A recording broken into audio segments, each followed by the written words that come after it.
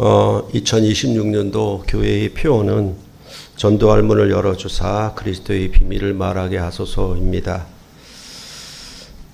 전도는 이방인에게 믿지 않는 자들에게 하는 것도 있겠지만은 미혹되어서 진리의 길에서 떠난 자를 위해서도 나름대로 전도가 필요합니다. 그래서 오늘은 이를 위해서 우리가 어떻게 해야 할 것인가에 대하여 생각해 보도록 하겠습니다. 저는 야고보서의 주제가 1장 12절에 있다고 보고 있습니다. 1장 12절을 보시면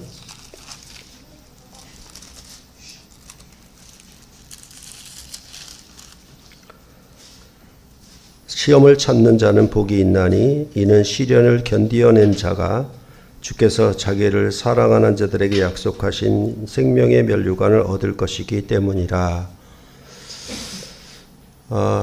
이에 대해서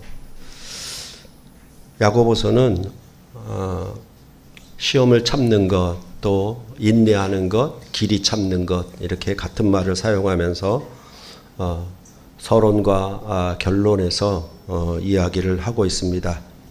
그래서 오늘 본문 앞에 5장 7절과 8절을 보시면 그러므로 형제들아 주께서 강림하시기까지 길이 참으라. 보라 농부가 땅에서 나는 귀한 열매를 바라고 길이 참아 이른 비와 늦은 비를 기다리나니 너희도 길이 참고 마음을 굳건하게 하라.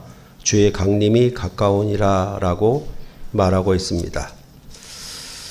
이렇게 앞과 뒤에서 길이 참음에 대하여 말씀을 하고 있습니다.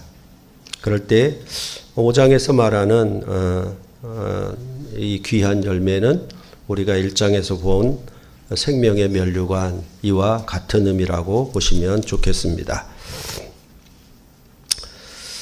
이러한 것은 역시 늘 말씀드렸던 것처럼 출애굽 패턴을 그대로 나타내고 있습니다.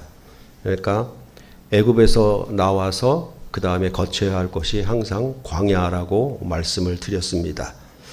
이스라엘 백성은 애굽 땅을 나와서 홍해를 건넌 후에 광야를 지나야만 가나안 땅을 차지하게 되어 있습니다. 그러니까 광야 없이 가나안 땅을 그저 공짜로 주는 법은 없다라고도 말씀을 드렸습니다. 그러할 때 이러한 광야라고 하는 것은 단순히 어려움만, 고난만, 시험만 있는 것으로 말하지 않습니다. 그런 것은 그 1장 2절에 말하는 것처럼 내 형제들아 너희가 여러 가지 시험을 당하거든 온전히 기쁘게 여기라 라고 말하기 때문입니다. 그것은 바로 그러한 믿음의 시련이 인내를 만들기 때문이라고 또 부연 설명해 줍니다. 그렇다라고 하면 우리가 이 광야를 만나는 것은 단순히 어떤 인내를 기르기 위한 것이냐, 그러니까 사람으로서 가져야 될 인격적인 자질이 여러 가지가 있는데 그 중에 인내를 구비해서 아주 든든하게 길게 꾸준하게 이렇게 가지라는 말인가? 그것이 아니라 1장 4절에 말하는 것처럼 인내를 온전히 이루라. 이는 너희로 온전하고 구비하여 조금도 부족함이 없게 하려 함이다 라고 말하고 있습니다. 그러니까 인내는 우리를 조금도 부족함이 없이 온전하게 하기 위한 필수 조건임을 말해주고 있는 것입니다. 그러면 이렇게 온전하고 구비하여서 조금도 부족함이 없게 하는 것은 어떻게 할 수 있느냐라는 것에 대해서 1장 5절에 말할 때에는 너희 중에 누구든지 지혜가 부족하거든 모든 사람에게 후히 주시고 꾸짖지 아니하시는 하나님께 구하라. 그리하면 주시리라 라고 말씀하고 있습니다. 이 말씀도 대학 입시를 앞둔 교회의 학생들에게 이 말씀을 주는 경우가 많이 있죠. 신방을 해서 이런 말씀을 주는데 그런 대학 입시를 위한 지혜를 주라는 말이 아닙니다. 여기서 말하는 것처럼 온전하게 되기 위하여 조금도 부족함이 없게 하기 위하여서는 기도로 지혜를 구해야 한다라고 말씀을 하고 있습니다. 이러한 야고보서의 전반부에서 앞에서 얘기한 부분이 바로 야고보서 결론인 부분에 있어서도 똑같은 순서로 얘기를 하고 있습니다. 그래서 아까 길이 참으라, 농부가 길이 참아서 귀한 열매를 얻는 것처럼 이렇게 얘기해 놓고, 그 다음에 오늘 설교 본문으로 택한 본문은 바로 기도에 대해서 얘기를 하고 있는 것입니다. 이런 것이 그 앞과 뒤에서 완전하게 서로 맞아떨어지기 때문에 수미 쌍관이라고 말하고, 이것이 굉장한 야고보서의 그 큰 주제가 담겨 있는 내용이라고 보시면 좋겠습니다. 그랬을 때 보통 우리가 세상 사람들이 어떤 고난이나 시련을 당하게 되면 이 또한 지나가리라 이렇게 생각들을 많이 합니다. 그리고 마치 그것이 덕담을 하는 것처럼, 그리고 그 고난을 이겨나가는 것처럼 그렇게 생각되고 그렇게 많이 말하여집니다. 이러한 표현들은 전부 뭐냐 하면 전도서에 나와 있는 솔로몬이 해 아래 있는 범사를 살펴 있는 그런 지혜와 항상 똑같습니다. 그래서 예를 들자면 전도서 3장 4절에 말하는 것처럼 울 때가 있고 웃을 때가 있고 슬퍼할 때가 있고 춤출 때가 있다. 그러니까 이러한 때가 있으면 또 다른 때가 오니까 세상 사람들은 이거를 가져와서 뭐라고 그러냐면 힘드냐? 그러면 이 또한 지나간다. 이런 방식으로 위로합니다. 이게 전부 뭐냐 하면 전도서의 지혜를 주고 있는 것이고, 그것은 세상 사람들에게 지혜를 주는 방식이에요. 그것에 대해서 우리 그리스도인이 들으면서 이거 맞다. 그렇지 않냐. 인생이라는 거 여러 굴곡진 삶인데 이렇게도 됐다가 저렇게도 됐다 하는 거지 일평생 똑같이 되는 것은 없지 않느냐. 이런 방식으로 생각하는 경우가 많이 있습니다. 그러니까 세상 사람들이나 예수를 제대로 믿지 아니하는 사람들도 이처럼 구약의 옛 세상에 솔로몬의 지혜만 받고 있다라고 생각을 하고 있는 것입니다. 그리고 솔로몬보다 더 큰 이가 오셨는데, 솔로몬보다 더 지혜가 크신 분이 오셨는데 그분의 지혜는 자기들에게 없어요. 그리고 귀에 들리지도 않게 되어 있습니다. 그럴 때에 교회가 이 또한 지나가리라 이렇게 그 전도서의 지혜를 가지고 참는 것이 아니라 이렇게 참는 것은 말씀한 것처럼 온전함이 되어서, 온전함이 구비가 되어 조금도 부족함이 없음으로 말미암아 결과가 뭐냐 하면 생명의 면류관을 얻기 위한 것입니다. 세상 사람들 이 부분이 빠져버렸죠. 그냥 어떻게 이 세상 사느냐 여기에만 관심이 있으니까 이 또한 지나가리라 이렇게만 생각을 하고 마는 것입니다. 그렇지만 교회는 야고보서 1장 1절이 말하는 바와 같이 세상에 흩어진 12지파와 같습니다. 즉 이 세상이 전부가 아니라 주의 강림하심을 기다리는, 주의 강림하심을 길이 참음으로 기다리는 자들이라고 말하고 있는 것입니다. 그래서 주의 강림하심을 기다리기 때문에 이런 시련을 당하게 되어 있는 것입니다.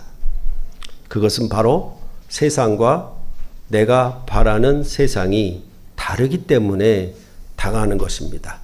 서로 색깔이 같고 뜻이 맞고 마음이 같으면 서로 싸울 필요가 없죠. 근데 다르기 때문에 우리는 교회는 세상으로부터 고난을 당하는 것이 필수다라고 말을 하고 있는 것입니다. 추구하는 목표가 달라요. 세상 사람들은 이 세상만 땅만 바라보고 살기 때문에 그렇고, 교회는 하늘만 바라보고 살기 때문에 그렇습니다. 그러니까 이 둘이 서로 맞부딪히니까 사실은 뭐가 오느냐? 고난이 오고 시련이 온다라고 그렇게 성경은 말을 하고 있습니다. 그래서 결국은 고난이 없으면 하나님의 사람이 아니다. 이렇게 이야기를 하고 있는 것입니다. 이에 대해서 4장 4절에도 말을 합니다. 가늠한 여인들아 세상과 벗된 것이 하나님과 원수됨을 알지 못하느냐. 그런즉 누구든지 세상과 벗이 되고자 하는 자는 스스로 하나님과 원수되는 것이니라 라고 말을 하고 있습니다. 그러니까 세상과 벗이 됨을 뭐라고 얘기하냐면 간음함으로 말하고 있고 하나님과 원수됨으로 말을 하고 있는 것입니다. 세상이 좋아하는 것, 세상이 기뻐하는 것과 함께 벗이 되면, 친구가 되면 그것은 간음하는 것이고 하나님과 원수되는 것이다 라고 이렇게 말해주고 있는 것입니다. 그렇기 때문에 하나님을 가까이 하십니까? 하나님을 가까이 하면 너희를 가까이 하시리라 이렇게 말을 하면서 야고보서는 4장 9절에 뭐라고 얘기하냐 하면 슬퍼하며 애통하며 울지어다. 3번 반복했죠. 슬퍼하며 애통하며 울지어다. 그리고 너희 웃음을 애통으로 너희 즐거움을 근심으로 바꿀지어다 라고 말씀하고 있습니다.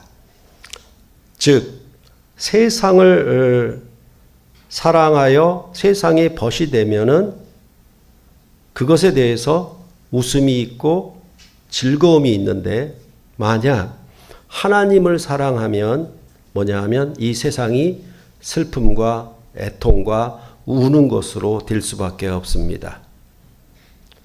그래서 정말 세상을 사랑하여 하나님과 원수되었던 그 웃음과 즐거움을 슬픔과 애통으로 바꾸라고 말을 하고 있는 것입니다. 이것은 사도 바울이 뭐라고 얘기하냐면 내가 율법을 따랐던 그 삶을 배설물로 여겼다라는 말과 같은 의미가 되는 것입니다. 다시 말해서 세상에 벗하여 가졌던 그 웃음과 즐거움을 슬픔과 애통으로 바꿔버려라 이렇게 말하고 있습니다. 왜냐하면 하나님을 가까이 하게 되면 그렇게 된다. 그렇게 야고보서는 말을 하고 있는 것입니다. 그것은 그 웃음과 즐거움은 어디서 오겠는가? 세상의 웃음과 즐거움은 자신이 부를 추구함과 자신의 높음을 추구하면서 나와 있는 것입니다. 그래서 뭐 차별한다든가 부자와 가난한 자를 그렇게 차별한다는 것 속에서 즉 모두 이 세상에서 자기가 높아지는 것, 이 세상에서 내가 1등이 되는 것, 그것을 통해서 다른 사람 위에 군림하게 되는 것이 자기 즐거움이고 기쁨이 되는 것이거든요. 그것에 대해서 성경은 뭐라고 하냐? 그것을 슬픔과 애통으로 바꿔버려 이렇게 얘기를 하고 있습니다. 그러면서 뭐라고 얘기하냐 하면 주 앞에서 낮추라. 그리하면 주께서 너희를 높이시리라 라고 4장 10절에 말하고 있는 것입니다. 그것은 우리가 마가복음에서 배웠던 무사람의 첫째가 되고자 하거든 무사람의 끝이 되어라. 그렇게 하는 말과 똑같은 의미인 것입니다. 이처럼 세상을 벗하게 되고 세상을 자랑하게 되면 그 가운데 있는 것이 뭐냐 하면 무사람의 첫째가 되고자 하는 목표가 있는 것이고 그 첫째가 되는 방식이 뭐냐 하면 부자가 되는 것입니다. 이 일을 위해서 세상은 늘 달려가게 되어 있다. 그렇게 추구하고 그런 기쁨과 즐거움으로 자기 만족을 갖고 살았다라고 하면 이제 그리스도인이 되어 하나님을 가까이 한다면 그것을 슬픔과 애통으로 바꿔버려라. 이렇게 말하고 있는 것입니다. 이들은 바로 세상의 지혜, 땅의 지혜를 구하며 사는 자들입니다. 위로부터 오는 지혜를 구하지 않습니다. 이런 땅의 지혜를 구하는 자들이 대표적으로 4장 13절로부터 17절에 사는 자들입니다. 그들은 내일의 희망을 두고 미래를 계획하며 땅의 성공을 위하여 살아가는 사람들입니다. 그들에게 들으라 라고 경고를 하고 있는 것입니다. 주의 뜻 곧 지혜를 구하며 살지를 않는 자들이요 우리의 생명이 잠깐 보이다가 없어지는 안개에 불과한데 자신은 마치 영영한 미래를 사는 것처럼 내일 일을 계획하고 내일 일을 부지런히 실천하는 것에서 자기들은 무언가 목표를 이루고 성취감을 이룬다라고 생각하는데 그것은 참으로 허망한 자들입니다. 왜냐하면 우리의 생명이 잠깐 있다가 없어지는 안개에 불과하기 때문에 그렇습니다. 사람들은 이것을 분명히 알고 있습니다. 그러니까 거울을 보면서 내 얼굴이 어떻다라는 걸 알고 있는데 뒤돌아서면 내 얼굴을 잊어버려요. 그런 방식으로. 그러니까 누구든지 뭐냐 하면 우리의 생명이 잠깐 왔다가 사라지는 안개에 불과하다고 봤어요. 그런데 돌아서면 잊어버립니다. 그러니까 어떻게 합니까? 내 미래는 내일 일을 위하여 계획하고 열심히 달려가는 겁니다. 참으로 허망한 인생인들이라고 말을 하고 있고 그렇게 이루는 것의 목표가 뭐냐라고 하면 야고보서 뒤에 나오는 또 들으라라고 하면 부하려고 하는 자들, 말세의 재물을 쌓은 자들에 대해서 경고를 또 해주고 있는 것입니다. 왜냐하면 그 말세의 재물을 쌓은 것은 좀이 쓸고 녹이 쓸고 없어지는 것이라고. 그렇죠? 이게 산상수훈에 하신 말씀과 똑같은 지혜의 말씀이에요. 땅에 보물을 쌓지 말고 하늘에 보물을 쌓아라. 이런 방식으로 똑같이 얘기를 하는 것입니다. 그러니까 우리는 부를 추구하고 부하게 되려고 하는 것이 영영한 줄로 생각을 해요. 그러니까 자신은 분명히 거울을 보고 압니다. 이 부자가 영원한 부자가 아니라는 걸. 제가 비유로 말씀드렸던 것처럼 조선시대의 부자가 지금도 부자는 아닙니다. 절대 아니에요. 그런데 우리는 그 부가 영원하다고 속고 있는 것이죠. 그것에 대해서 허탄한 자랑이다. 이렇게 성경은 말해주고 있는 것입니다. 그러할 때 이러한 자들은 결국은 말세의 재물을 쌓음으로 하나님 앞에 서게 될 때 그들은 무엇을 목표로 살았는가에 대한 심판을 당하게 될 것이라고. 다시 말해서 면류관을 받는 것과 이들의 마지막 심판이 이렇게 다르다라고 분명히 야고보서는 말해주고 있는 것입니다. 이런 사람들과 다른 게 바로 교회이고 여러분과 저입니다. 그것을 성경은 뭐라고 얘기하냐면 우리는 태생이 다르다라고 말해주고 있습니다. 우리가 기도하면 후히 주시고 꾸짖지 아니하시는 하나님께로부터 난 자라고 성경은 말해주고 있습니다. 그걸 다른 말로 바꿔 얘기하면 성령으로 거듭났다. 다시 태어났다. 위로부터 태어났다. 새로 났다. 이렇게 성경은 말해주고 있는 것입니다. 이 새로운 출신에 대해, 새로운 출생에 대하여 야고보서는 1장 18절에 자기의 뜻을 따라 진리의 말씀으로 우리를 낳으셨느니라 이렇게 말해주고 있습니다. 이 진리의 말씀이라고 하는 것은 말을 바꿔 얘기하면 새 언약으로 나왔다라는 말과 같고 성령 세례와 같은 의미를 갖는 것입니다. 그거에 반대되는 의미가 뭐냐면 옛 언약, 시내산 언약으로 낳은 자들은 이와 반대되는 개념입니다. 그래서 진리의 말씀, 이 진리라고 하는 것은 항상 뭐냐 하면 영원히 변하지 않는 진리가 성경에서 말하는 진리가 아니라 하나님이 언약하신 것을 성취하셨을 때 진리가 된다라고 말씀을 드렸죠. 그러니까 예수 그리스도 안에서 이루시고 성취하신 새 언약의 말씀이 곧 진리의 말씀이고 이 예수의 말씀 안에서 새 언약에서 우리를 낳은 자들이 바로 교회다. 이렇게 설명을 하고 있는 것입니다. 그랬을 때 아시는 것처럼 이스라엘은 시내산의 율법으로 낳은 백성입니다. 그들은 이방인의 권세와 이방신에 대한 부러움과 그 동경함에 빠져서 죄를 낳았고 결국 바벨론에게 망하고 말았습니다. 그러나 이제 빛들의 아버지께서 진리의 말씀으로 낳으신 새 백성은 욕심에 이끌려 매혹되지 않도록 새로운 창조를 새로운 피조물로 지었다라고 야고보서는 말해주고 있습니다. 즉 죽음을 이기신 예수 그리스도 안에서 새 백성으로 지으셨다라고 말하는 것입니다. 이 백성에게 하나님은 성령의 모든 은사를 공급하셔서 이 믿음의 시련을 이기도록 하신다라고 말하고 있는 것입니다. 그것은 바로 후히 주시고 꾸짖지 아니하신 하나님, 이 말이 뭐냐 하면 언제나 변함이 없이 주시는 분이시 바로 하나님 아버지시다라고 말해주고 있는 것입니다. 이건 똑같아요. 부모가 자식을 사랑하는 것과 같습니다. 주어도 자식에게 주어도 줘도 언제나 변함없이 주려고 하는 그런 부모와 하나님 아버지가 똑같다라고 말을 하고 있는 것입니다. 그럴 때에 이 광야와 같은 세상을 통과할 때 가장 큰 시련과 시험은 바로 미혹입니다.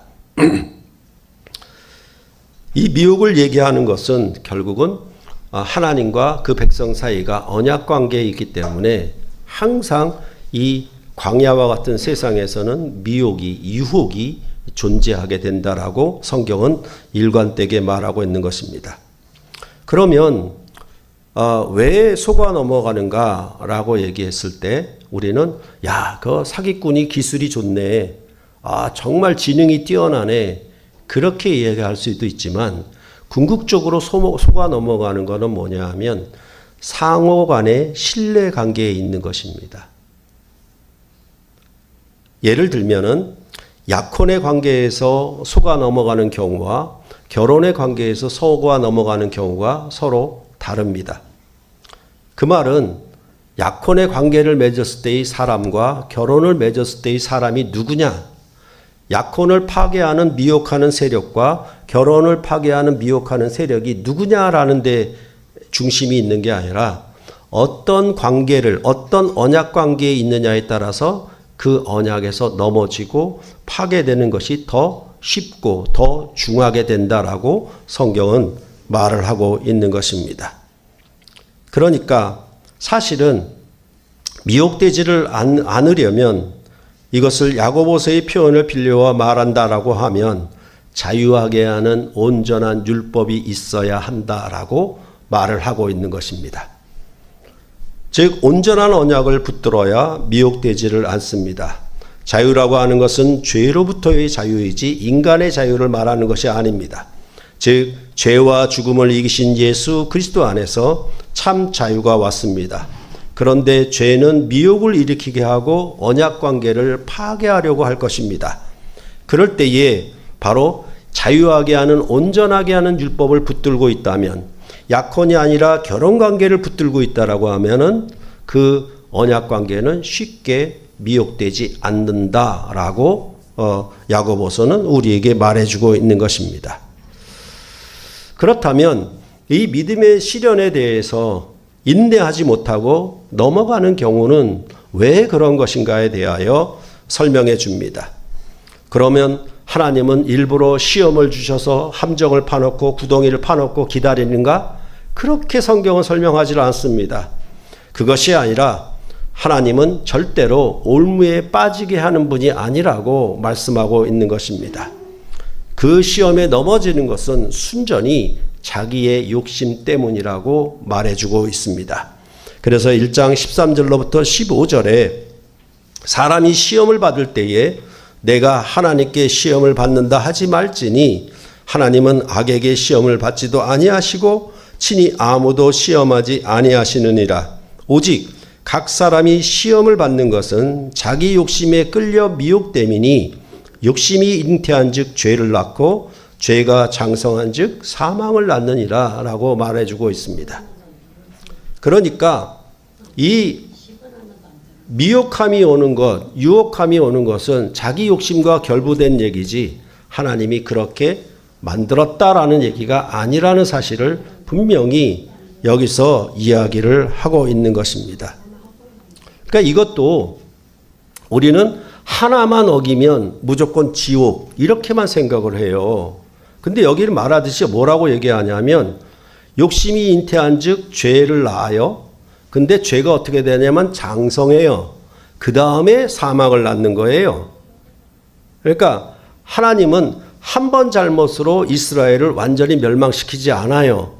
그들의 죄가 관영할 때, 죄가 가득가득 찼을 때, 그게 노아의 심판 때도 그랬고 아말렉에 대한 심판을 얘기할 때도 그들의 죄가 아직 관영하지 아니했다라고 말하는 방식으로 죄가 가득하면은 심판을 하게 되는 것이지 한 가지 잘못만 있으면 무조건 지옥? 이런 식으로 그런 법정적인 사고가 아니라는 사실에 대하여 우리는 좀 더 생각해 볼 필요가 있습니다. 그렇다면 이 신의 산 언약으로 나온 자들은 미혹될 수가 있습니다. 그들은 온전한 율법으로 나온 자들이 아니기 때문입니다. 그러나 교회는 진리의 말씀으로 나왔습니다. 교회를 낳은 분은 어떤 분이신가에 대하여 빛들의 아버지시다라고 야고보서는 말해주고 있습니다. 그 아버지에 관하여 뭐라고 얘기하냐면 그는 변함도 없으시며 회전하는 그림자도 없으시니라라고 1장 17절에 말해줍니다. 그는 변함이 없으신데 회전하는 그림자가 없습니다. 이게 무슨 말인가? 회전을 하는데 그림자가 없다라는 말은 무슨 의미인가? 항상 앞에서 빛이 비치면은 뒤에는 그림자가 생기기 마련입니다. 그런데 빛들의 아버지는 회전하는데 그림자가 없어요. 아, 이 신적인 존재가 하나님의 존재가 그렇구나라고 말을 하는 것이 아니라 이 말은 앞과 뒤가 다르지 않다라는 말입니다. 앞에서 보는 거나 회전하여 보는 거나 앞과 뒤가 다른 게 없어요. 그러니까 이런 의미들도 항상 뭐냐 하면 구약적인 의미를 가져와서 이해를 해줘야 되는데 이걸 철학적으로 존재적으로 설명해 버리니까 이상하게 돼버려요. 뭐냐 하면 모세는 두 번째 돌판을 받을 때에도 하나님을 보았지만은 등만 보았습니다. 앞을 못 봤어요. 그게 신의 산 언약 율법입니다. 그러나 이제 빛들의 아버지 예수 그리스도 안에서 하나님 아버지는 빛들의 아버지로서 회전하는데 앞과 뒤가 다르지 않아요. 앞과 뒤가 이분법화되지 않는다라는 얘기입니다. 그게 바로 온전함이에요. 이것을 다른 말로 하면 이렇습니다. 이 야고보서가 말할 때 믿음과 행함이 빛과 그림자로 나누어지지 않습니다. 믿음은 앞이고 행함은 뒤 그림자가 되지 않는다라는 말입니다. 그렇기 때문에 믿음과 행함은 서로 같다. 그게 온전함이다라고 성경은 말을 하고 있는 것입니다.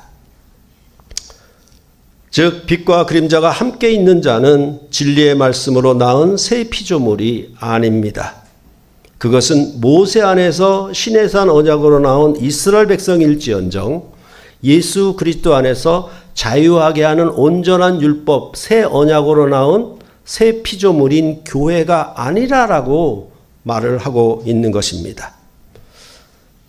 사망이 지배하고 왕노릇하였던 옛 세계의 삶들은 이처럼 앞과 뒤가 다르게 되어 있습니다. 그것은 어떤 의미가 되냐면 위선적이다라는 얘기보다는 어떤 의미가 되냐면 약혼의 관계에서는 만나는 시간과 만나지 않는 시간이 있죠. 그렇지만 상대적으로 결혼의 시간은 만나는 시간과 만나지 않는 시간이 구분이 안 돼요. 서로 육체로 떨어져 있어서 남편은 직장에 가 있고 아내는 집에 있다 하더라도 이 둘의 관계는 뭐냐 하면 앞과 뒤의 그림자가 나누어지질 않는다는 겁니다. 그러나 약혼의 관계는 만날 때는 빛이고 만나지 않을 때는 그림자가 될 수밖에 없어요. 그렇기 때문에 이 약혼의 관계는 상대적으로 결혼의 관계보다 깨어지기가 미혹되기가 쉽고 완전한 결정을 내리지 못하게 되는 겁니다. 즉 자유하게 되고 온전하게 되는 율법 관계가 아니라고 성경은 그렇게 말을 하고 있는 것입니다. 그렇기 때문에 2장 14절에 말하는 것 같이 내 형제들아 사람이 만일 믿음이 있노라 하고 행함이 없으면 무슨 유익이 있으리요 그 믿음이 능히 자기를 구원하겠느냐? 이런 엉뚱한 소리 하지 말아라. 그러니까 여기 무슨 유익이 있으리요라고 하는 얘기는 순전히 다 전도서 표현입니다. 그렇죠? 해가 동쪽에서 떠서 서쪽으로 지고 그렇죠? 강물은 흘러 계속 바다로 들어가도 아무 소득이 없어요. 아무 이익이 없어요. 해는 그렇게 열심히 떠서 서쪽으로 지는데 아무 유익이 없다라고 말하는 그 방식이 여기서 얘기를 하고 있는 것입니다. 즉 믿음이 있는데 행함이 없노라고 하면 그게 무슨 유익이 있겠느냐, 그게 무슨 구원이 있겠느냐라고 말을 하고 있는 것입니다.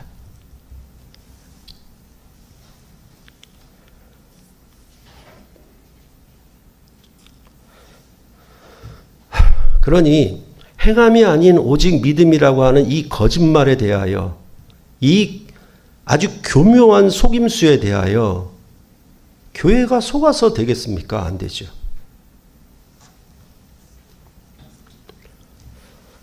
그러면 이렇게 하나가 되게 온전하게 되지 못하게 하는 것은 무엇 때문인가? 그것은 주의 강림이 가깝다라고 말하며 심판주가 문 앞에 바로 서 있다라고 말을 하고 있습니다. 그러니까 길이 참고 마음을 굳게 해야 합니다. 그런데 문제는 원망입니다. 이스라엘 백성이 홍해를 건너 광야에 들어서자마자 그들은 여호와 하나님과 모세를 원망했습니다. 먹을 것과 마실 물이 없어서 시위를 벌인 것입니다. 과연 하나님이 이스라엘 백성의 생명의 왕이신지, 이스라엘 백성과 함께 하시는 왕이신지 그들은 시험하며 원망했습니다. 원망이 오는 순간에 뭐가 깨지냐면 신뢰관계가 깨지기 시작하죠. 둘이 하나가 된 관계가 깨지기 시작하는 겁니다. 그런 다음 두 번째 문제는 뭐냐 하면 맹세라라고 얘기를 하고 있습니다. 이에 대하여 야고보서는 더 엄중하게 말하는 편입니다. 무엇보다도 라는 표현을 사용하기 때문입니다. 왜 맹세를 하지 말라고 하는 거냐? 도무지 맹세하지 말아라. 이렇게 도무지가 왜 들어가느냐? 그것은 맹세를 하는 부분은 빛이고 맹세를 하지 않는 부분은 그림자가 되기 때문에 그렇습니다. 빛과 그림자가 회전하면 둘이 다 같아야 되는데, 없어야 되는데, 맹세하는 것은 지키고 맹세 안 하는 것은 안 지켜도 되는 그런 방식, 그런 지혜, 그것이 바로 문제라는 것입니다. 그렇기 때문에 참으로 이 원망과 맹세, 나는 잘 지킬 것이야 라고 맹세는 하는데 그것이 원망하는 것보다는 맹세가 더 큰 효력이 있고 더 강한 의지의 결단이면서도 사실은 더 무서운 칼이 된다는 얘기를 여기서 하고 있는 것입니다. 이렇게 길이 참아 마음을 굳게 하여 주의 강림이 하심을 기다려 농부가 수확을 기다려 열매를 얻는 것처럼 우리는 생명의 면류관, 의의 면류관을 얻기까지 이렇게 광야를 지내야 하는데, 이러한 원망과 맹세에 우리를 괴롭히고 미혹하는 이런 것들에 대하여 우리는 어떻게 대처해야 되느냐, 그런 부분이 되어 있을 수 있고, 또한 이런 원망과 맹세의 부분도 있겠지만 실질적으로 우리가 당하는 고난이나 질병, 이런 부분도 사실은 어떻게 보면 인생의 그림자입니다.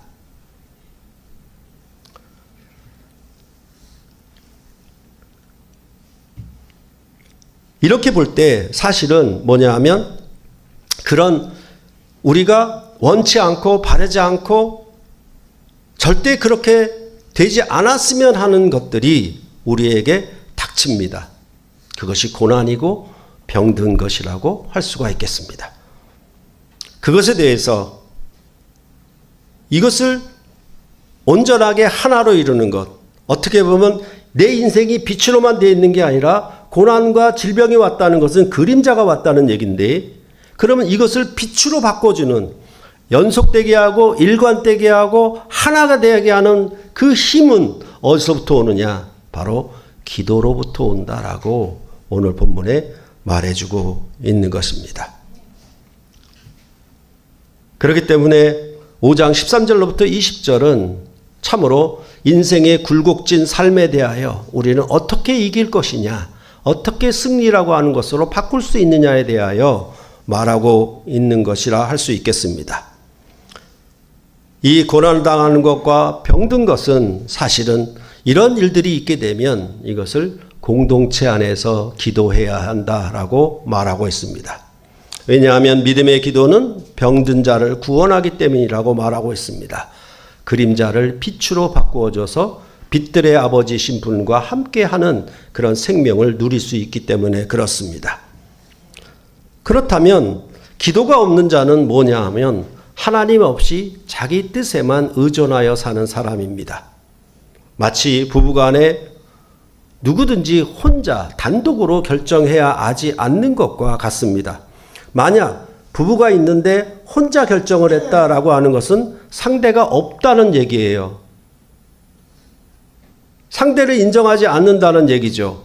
그런 방식으로 뭘 생각하냐 하면 기도가 없다라고 하는 것은 하나님을 나의 언약의 파트너로 여기지 않는다는 말이고 결국은 믿지 않는 자들처럼 하나님 없이 사는 사람과 같다라고 말을 하고 있는 것입니다. 기도를 하지 않는 자는 하나님을 무시하는 자가 됩니다. 남편이나 아내를 무시해서 자기 혼자 단독 결정을 내리는 것이 바로 남편과 아내가 없게 되는 것과 마찬가지로 성경은 말을 하고 있는 것입니다. 그러니까 이들은 어떻게 살아야 되냐면 오직 자기의 내일 일들을 위하여 자기의 미래를 향하여 이런저런 계획과 이런저런 설계를 가지고 살아가는 데만 집념을 갖고 하게 되어 있습니다. 그리고 그 목표는 부함입니다. 결국은 하나님 없이 자기 힘과 자기 계획으로만 달려가는 것입니다. 주의 뜻이면 이것저것을 하리라라는 것이 없어집니다. 이것은 산상수훈에서 하나님의 나라를 위하여 하나님 나라와 의를 먼저 구하라. 너희가 무엇을 먹을까 무엇을 입을까 무엇을 마실까 염려하지 말고라는 말과 아주 일치하는 말씀인 것입니다. 이에 대하여 야고보서는 들으라 들으라를 2번 반복하면서 매우 강조하고 있습니다. 이러한 일들에 대해서 정말 위로부터 오는 지혜, 성령이 함께하는 지혜를 따라 사는 사람들은 어떻게 해야 하느냐? 바로 형제의 짐을 지고 그 약함을 돕는 자로 보내심을 받은 자들입니다. 너희 중에 고난당하는 자가 있느냐? 너희 중에 병든 자가 있느냐?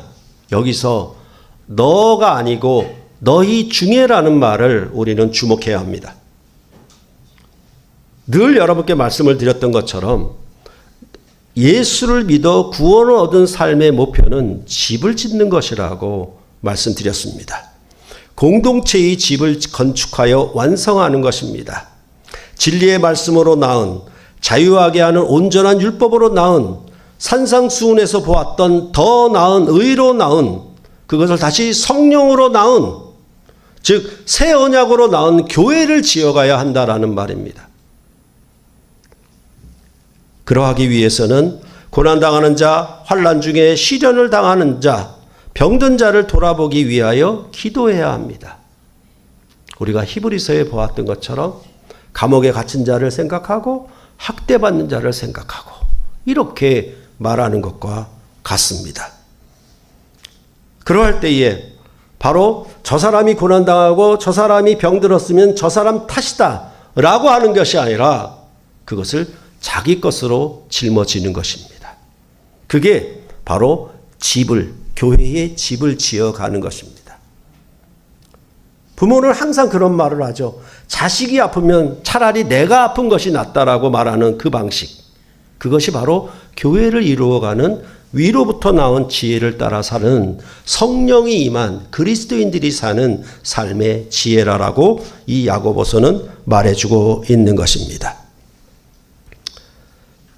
그럴 때에 이러한 기도의 응답이 특별한 자에게만 임하는 것이냐라고 생각하기 쉽습니다. 저 목사님이나 아주 신령한 부흥사나 이렇게만 임하는 것이라고 생각하기 쉽습니다. 그래서 말하기를 엘리야도 우리와 같은 성정이 같은 사람이라고 말해주고 있는 것입니다. 그가 간절히 기도한 즉 3년 6개월 동안 비가 오지 않더니 다시 기도한 즉 비가 내렸다라고 말씀을 하고 그리하여 땅이 열매를 맺었다라고 말을 한 것입니다. 3년 6개월 동안 비가 오지 않으면 죽은 것과 다름이 없습니다. 근데 다시 기도하니까 생명이 있어졌다. 즉 죽은 자를 살리는 방식으로 그렇게 말을 하고 있는 것입니다.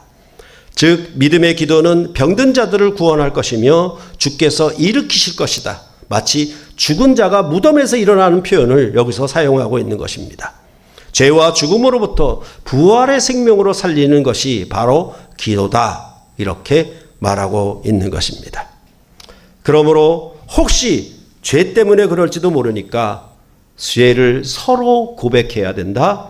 그리고 병을 낫기 위하여 서로 기도해야 된다라고 말하고 있습니다.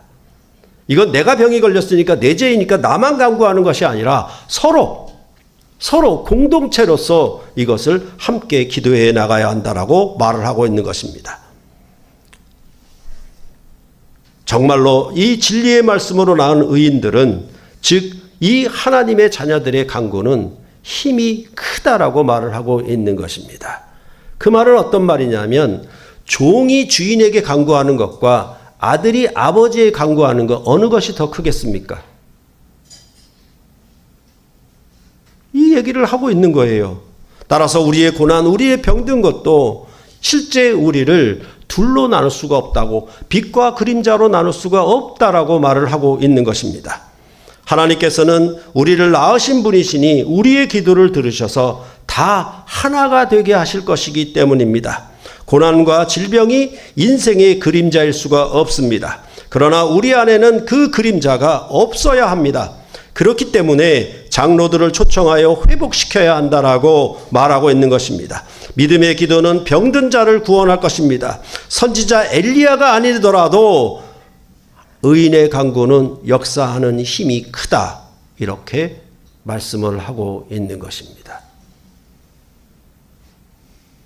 그러니까 부모는 잘 나가고 벼슬 가진 자녀의 말만 듣질 않아요. 약하고 어리고 어리숙한 자녀의 말을 더 잘 들어요. 그게 바로 의인이 간구하는 역사. 그 의인이라고 하는 것은 진리의 말씀으로 나온 새 언약 백성인 교회를 가리키는 말이에요. 그들이 서로 고백하고 서로 병낫기를 위해서 기도하는 것. 왜냐하면 그 하나의 병듦이, 하나의 고난이 공동체 전체에 미쳐지기 때문에. 똑같잖아요. 가족 중에 누가 하나 병이 걸리면은 온 가족이 시름에 빠지지 않습니까? 똑같은 원리죠. 그거에 대해서 서로 기도해야 된다.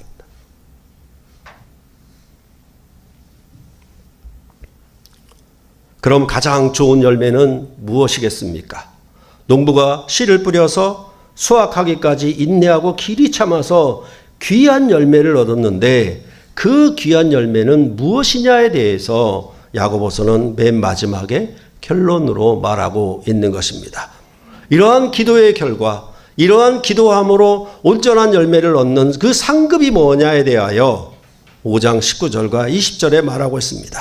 내 형제들아, 너희 중에 미혹되어 진리를 떠난 자를 누가 돌아서게 하면 너희가 알 것은 죄인을 미혹된 길에서 돌아서게 하는 자가 그의 영혼을 사망에서 구원할 것이며 허다한 죄를 덮을 것이니라 라고 말해주고 있는 것입니다. 진리를 떠난 자를 돌아서게 하는 것이 가장 귀한 열매입니다. 마치 잃어버린 아들을 찾은 탕자의 비유처럼 10드라크마 중에 1드라크마, 100마리의 양 중에 1마리의 잃은 양, 그것을 찾는 것이 아버지의 큰 기쁨이듯이 이렇게 야고보서는 말해주고 있는 것입니다.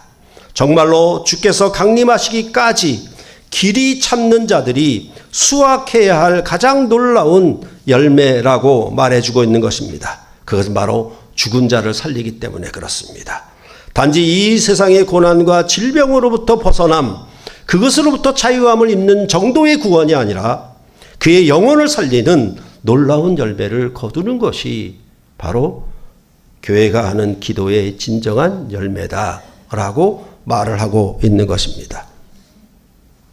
부모가 길이길이 참아서 자녀의 온전함을 얻는 것, 그 철없고 어리석고 막무가내인 자녀가 장성하여서 온전한 어른이 되는 것처럼 부모는 길이길이 참았지 않습니까? 그리고 원하는 대로 바라는 대로 주고 했습니다.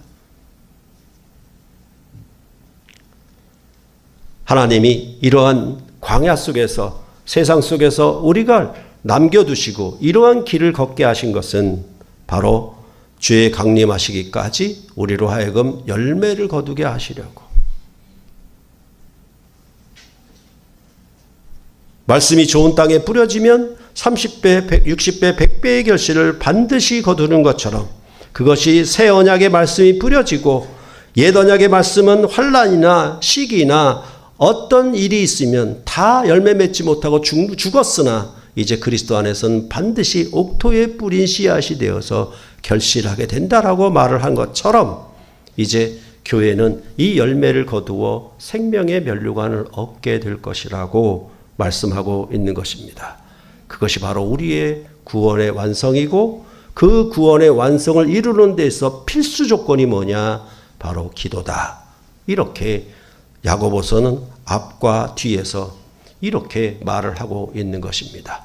그러면 하나님은 후히 주시고 꾸짖지 아니하시고 모든 은사를 넉넉히 공급하셔서 이 광야를 이김으로 승리로 놀라운 열매로 바꾸어 주실 것이다. 그래서 우리의 인생이 빛과 그림자로 나누어지지 않고 온전히 빛으로 되어지는 은혜의 삶을 살아갈 수 있도록 우리를 부르시고 지으시고 세우셨다라고 야고보서는 말하고 있는 것입니다.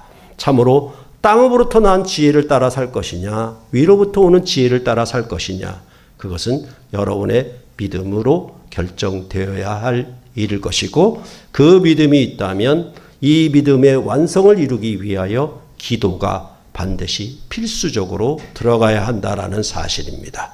이러한 믿음과 기도가 여러분의 구원의 완성을 이루시길 간절히 소원합니다. 기도하시겠습니다.